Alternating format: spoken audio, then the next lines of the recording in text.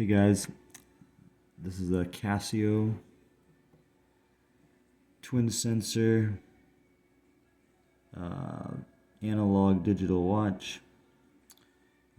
It is a model SGW-450H.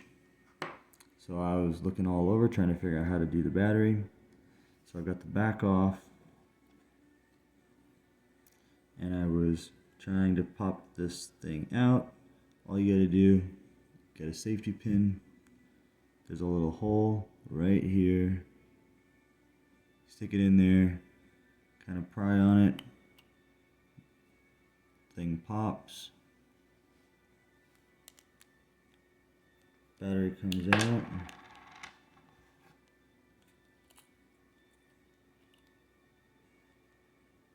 Put the new one in. Boom, done.